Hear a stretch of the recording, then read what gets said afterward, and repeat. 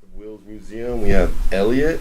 What's your last name again? Pierce. Pierce. Like Pierce ears. Pierce ears. Elliot Pierce, and he is a doctor, correct, or surgeon? You want me to tell you my full title? Sure. Reverend Elliot S. Pierce, M.D., P.I. Wow, three. Pretty. I'm a reverend because I wanted to. I'm also an aggressive atheist. Pardon me to anybody who's religious. But as a doctor, it's hard to believe that somebody's really in charge doing this stuff. I would imagine. So I became a reverend to marry my son to his now wife, Nicole. And then after I quit my MD part of my career, I became a private investigator for medical cases. Oh. A friend of mine was a cop, and then he became a private investigator. And if he had a medical case, somebody would hire him asking, was something done wrong here? Should we follow through? Should we defend? Should we settle? It's usually on the doctor side, because I could do that more without guilt. Yeah. So anyway, that's my full title. Wow. But my real career is a regular basic family doctor who delivered babies and saw grandmas and everybody in between. And if you got a fancy problem, I sent you to a fancy doctor. Okay. So did you have your own practice, or did In 1980, I joined Loveless. Okay. In 1985, Loveless and I departed different philosophies and started a group with 3 other guys. And then in 2004, we were about 65, and that's when electronic medical records came in, and I wasn't a computer guy, and I did my own little things, part-time here and there, different jobs, medically related. Okay. I'm sorry, how long did you say you were at Loveless for? 5 years. Until what year? Till 1985. Oh, 1985, okay. Yeah. And then you did Then I did bone scan reading. I was a little quote specialist in osteoporosis and advised patients on that. Then I bought into an MRI company, 30% owner here in Albuquerque. It's called Upright MRI of New Mexico. It's an open, so you sit there and you watch TV. Oh, wow. Still going on. And then we bought into a small company in Denver, same thing, Upright MRI. And basically retired from being a real doctor around 2010 or 11. Okay. I still had little jobs, but I wasn't full-time practice. Okay, so you kind of just moved around to where you felt it best. Yeah, we'll get into that, but 9/11 affected me. It affected not just me, but my career. Okay. And career decisions. How did you get the call to go out there? So a friend of mine owned the Albuquerque Journal. His name was Tom Lang. He somehow, and I don't know the exact details, gathered 7 rescue specialists from the fire departments around here and a few other areas, but he collected 7 guys. And he said, hey, he had a private airplane jet for the Albuquerque Publishing Company in Albuquerque. He was a pilot, and he got these 7 guys and said, hey, we got an extra seat. It'd be great to have a doctor along. And if you can imagine someone asking you, would you come along and help? It wasn't like, obviously, yes. It was obviously, you say no, how are you going to live with yourself? Right. And then saying yes. I said saying yes was easy and huge. Right. But there's no way you can say no to that if you're a normal human being, in my opinion, and you have some skills that might help. I agree. If you were a useless person, which I've been, but I wasn't then, I just said yes. So he gathered these 7 guys who all were sort of the 5'6" skinny, crawling, skilled kind of guys that get underneath things where dogs might not even go. Oh, wow. And characters. I wish I remembered all their names. I remember one guy's name, and all I remember him as is John. So we gathered a medical kit with, the old-fashioned doctor bag. Mm-hmm. Put as much stuff as I could into a bag. That was, I really saw myself as treating injured workers more than treating survivors. Yeah. Although we didn't at that point, because we left pretty quickly, got to Teterboro, New Jersey, which is just across the river. Mm-hmm. I don't remember the exact drive we took, but we drove and arrived at the site, the Twin Tower site, approximately 2 a.m. on the 12th. Yeah. So it was exactly the immediate. next day. It was fewer than 24 hours Yeah. since the planes exploded. Wow. And we went directly to the site in a van that had been arranged to pick us up. Okay. We're walking, we start walking. I'm just going to tell you the story as it happens. If you need to stop me, do. We get to the site, and there are people with, smoke on their faces. They all have helmets. They're walking around. You look, as a doctor, you're looking at as a human being, you're looking at where can you help the most. It was a huge square. If you've been there, it's several blocks were gone. At each corner of this square or rectangle, each corner had a tent. It was a medical tent. Mm-hmm. And there were several doctors sitting and waiting in each tent. And I looked around, and there were no doctors in the middle. So I was portable. These guys had like cots and stuff, At stage. and they had their little bit more fancy equipment than I. But I thought, well, let's go to the middle. And I got to something called a bucket brigade. Okay.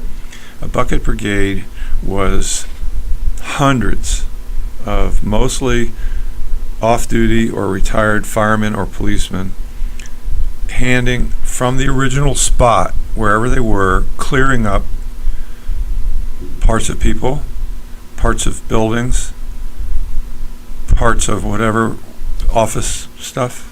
Mm-hmm. And you fill a bucket with, if there's any tissue, it goes down a separate line so that tissue can be identified, DNA or whatever they do with it. Yeah.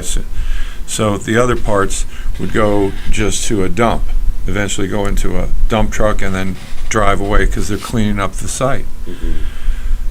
I was at where the buckets were split. My job was to say, well, that does look like tissue, we'll go this way. You got to identify. And that looks like cement, that goes that way. If there's a question, it would always go the tissue route. So there were hundreds of people going to the two areas finally, and maybe 15 minutes into being on the bucket brigade and putting down my bag of medical stuff, which was very basic. It included an IV, stuff to sew people up, some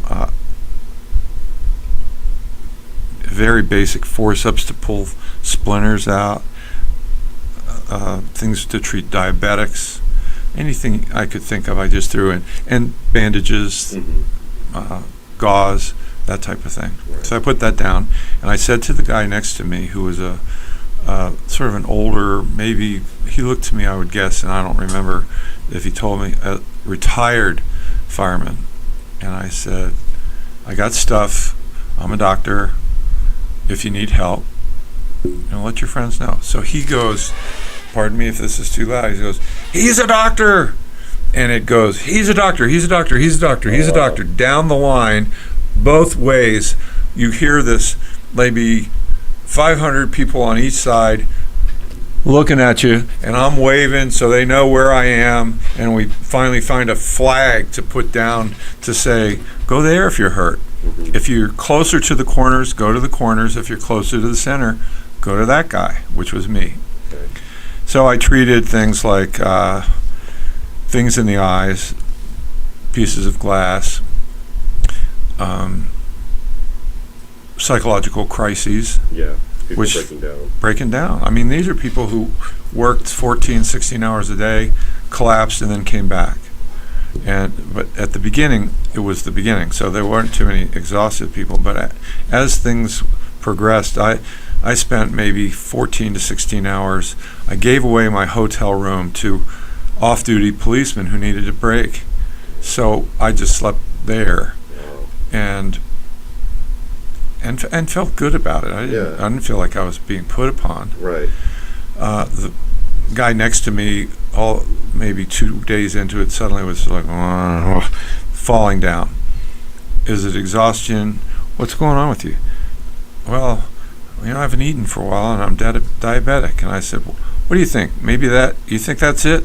And he said, yeah. I said, maybe you should think about this. And I gave him an IV of sugar water basically, and said, go get some food, then come back. Yeah. Come back when you're going to be useful, that type of thing. Right. There were people who had the basic lacerations and basic medicine. Doctors would not be impressed with what I did, except that I did it a lot. Mm-hmm. And there were doctors on each corner doing the same types of things, but I happened to be the guy in the middle, more recognized as the guy because they had several doctors in each corner. Mm-hmm. And you feel like really responsible, and you also feel really proud.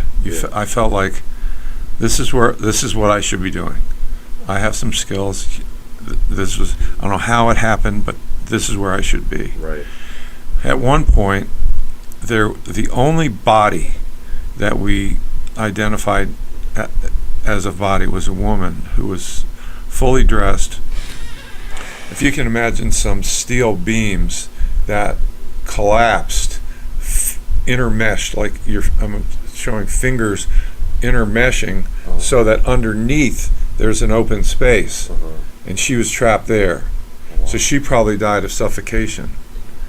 And it's a little personal note, she had a diamond ring on that was beautiful, and the other part of this, just pardon me for skipping around, is the policeman said, we have control over this body because we're in charge. And the fireman said, no, we're in charge.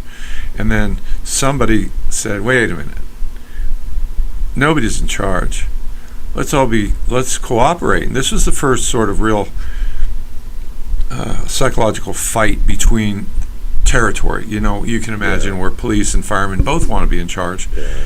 So they finally said, well, wait a minute. They cooperated.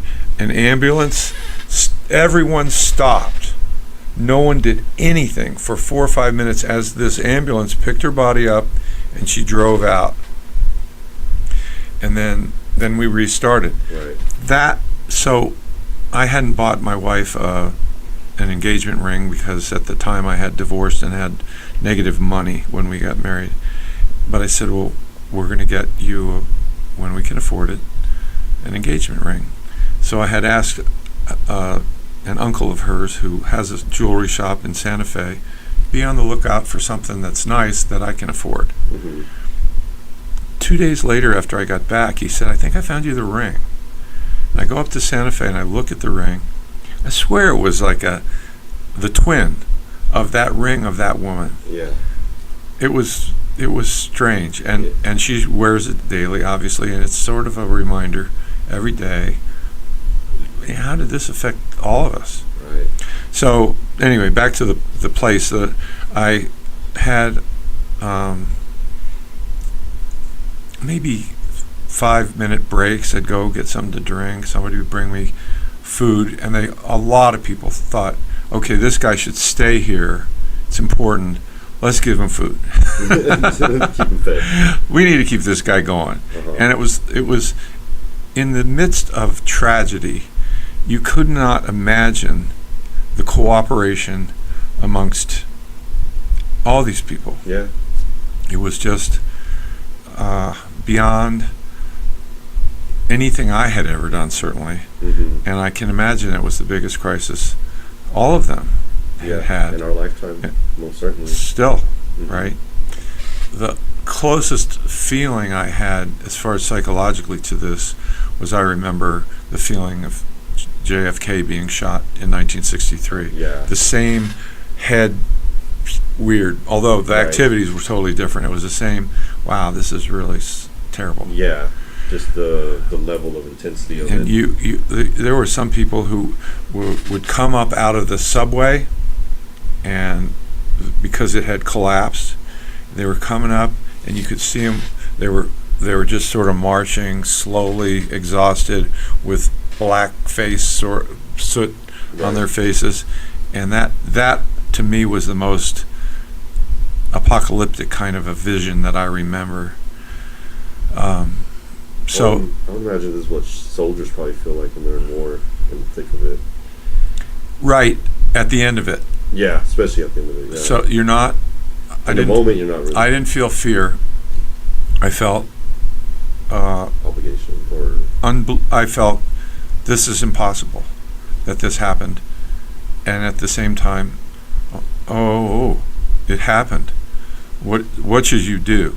And I never had to make a choice as to what to do, because I was either in the bucket brigade handling that decision, or I was treating somebody, or I was being fed. And a lot of times, as the buckets, because I would be getting two at a time, or sometimes I'd be handing it off to there, somebody was feeding me. oh, wow. I felt like, wow, this must be like what a king, a hard-working king, Yeah. felt like.